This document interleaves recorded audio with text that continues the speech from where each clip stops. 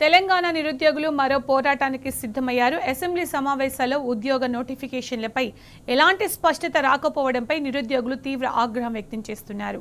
తమ సమస్యలను ప్రభుత్వం పట్టించుకోవడం లేదని మండిపడుతున్నారు. కాంగ్రెస్ సర్కార్ కాలయాపన చేస్తూ నిర్లక్ష్యంగా వ్యవహరిస్తోందంటూ నిప్పులు చెరుగుతున్నారు.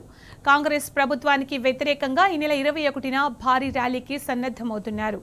నిరుద్యోగులు ఉద్యోగ నోటిఫికేషన్ల విడుదల డిమాండ్తో నిరుద్యోగ కవాతు నిర్వహించబోతున్నామని 21వ తేదీ ర్యాలీకి పెద్ద ఎత్తున నిరుద్యోగులు తరలి రావాలని పిలుపునిచ్చారు.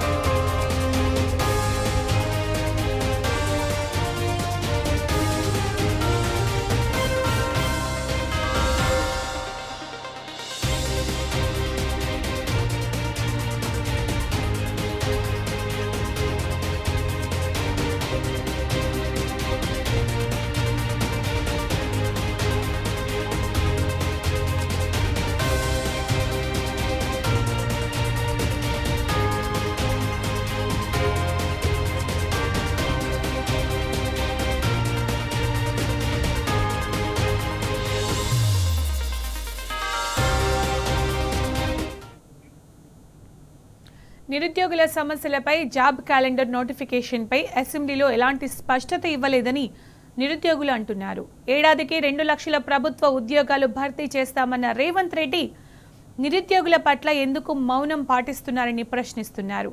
గతంలో నిండు అసెంబ్లీ సాక్షిగా ఉప ముఖ్యమంత్రి భట్టి విక్రమార్క తూతు మంత్రంగా జాబ్ క్యాలెండర్ పెట్టాడని గుర్తు చేశారు. గతంలో ఇచ్చిన జాబ్ క్యాలెండర్కు తలాతోక లేదని మండిపడ్డారు. కాంగ్రెస్ పార్టీ అధికారంలోకి రావడం కోసం రేవంత్ రెడ్డి నిరుద్యోగులను నిండా ముంచాడని నిప్పులు చెరుగుతున్నారు.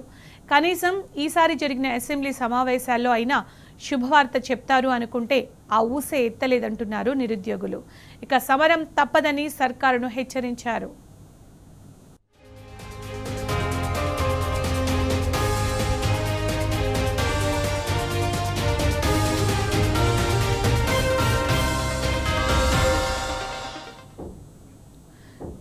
ఇదే అంశానికి సంబంధించి పూర్తి సమాచారం మా ప్రతినిధి అరవింద్ అందిస్తారు. అరవింద్, అసెంబ్లీ సమావేశాల్లో జాబ్ నోటిఫికేషన్లకు సంబంధించి ఎలాంటి స్పష్టత లేదని నిరుద్యోగులు ఆగ్రహం వ్యక్తం చేస్తున్నారు. ఈ నేపథ్యంలో ఈ నెల 21న కాంగ్రెస్ ప్రభుత్వానికి వ్యతిరేకంగా నిరుద్యోగులంతా కూడా కవాతుకు పిలుపునిచ్చారు. అప్డేట్స్ ఏంటి దీనికి సంబంధించి? సునీత, ఏదైతే చూసుకుంటే నిరుద్యోగులు పూర్తిగా అసంతృప్తితో ఉన్నారు. ఏదైతే శీతాకాల సమావేశం అసెంబ్లీ జరిగినప్పుడు కూడా నిరుద్యోగుల గురించి ఒక్క మాట కూడా మాట్లాడకపోవడం, అసెంబ్లీలో కనీసం జాబ్ క్యాలెండర్లు కానీ అటు జాబ్ నోటిఫికేషన్లు కానీ ఎలాంటి మాట రాకపోవడంపై నిరుద్యోగులు దీనిపైన తీవ్రంగా మండిపడుతున్నారు. ఏదైతే ఈ నెల 21వ తారీఖు నుండి కవాతు దానికి కూడా పూర్తిగా నిరుద్యోగులు సన్నద్ధమవుతున్నారు. ఒకవైపు ఏమో రాష్ట్ర ప్రభుత్వం అంటే గతంలో నిండు సభలో భట్టి విక్రమార్క అసెంబ్లీ సాక్షిగా జాబ్ క్యాలెండర్ అని పెట్టారు. అది కేవలం తూతు మంత్రంగానే కూడా వ్యవహరించారు. కనీసం ఒక నోటిఫికేషన్ ఇంప్లిమెంటేషన్ లేదు, ఏ శాఖలో ఎన్ని పోస్టులు ఉన్నాయో ఒక పూర్తి డేటా లేదు, ఏం లేదు. కేవలం నామ మాత్రంగా నిరుద్యోగులను అటు విద్యార్థులను కేవలం శాంతపరచనికే అటు రాష్ట్ర ప్రభుత్వం ఏదో పని చేస్తున్న గొప్పలు చెప్పుకోనికి మాత్రమే కేవలం నిరుద్యోగ క్యాలెండర్ అన్నట్టు కూడా గత అసెంబ్లీ పెట్టారు.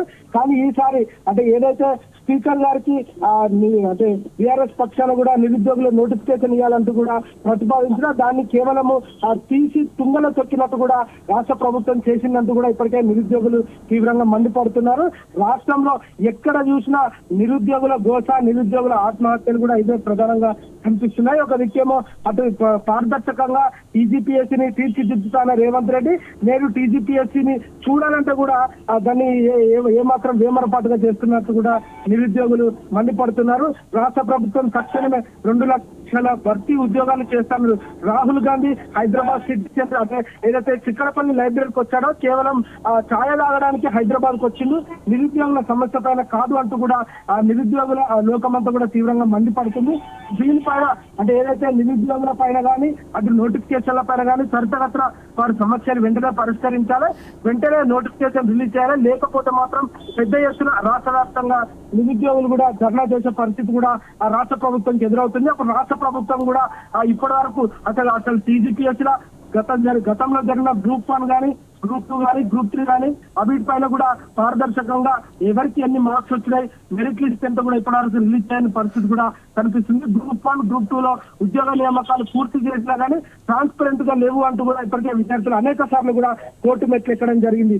ఏదేమైనప్పటికీ కూడా రాష్ట్రంలో కనుక ఈ నెల 21వ తేదీ లోపు రాష్ట్ర ప్రభుత్వం చర్యలు తీసుకొని జాబ్ నోటిఫికేషన్ పైన నోటిఫికేషన్ విడుదల చేయకపోతే మాత్రం తప్పకుండా 21 తర్వాత తెలంగాణ రాష్ట్రంలో అటు హైదరాబాద్ లో నిరుద్యోగులు పోరాబాటు పట్టే అవకాశాలు ఉన్నాయని కూడా స్పష్టంగా తెలుస్తుంది.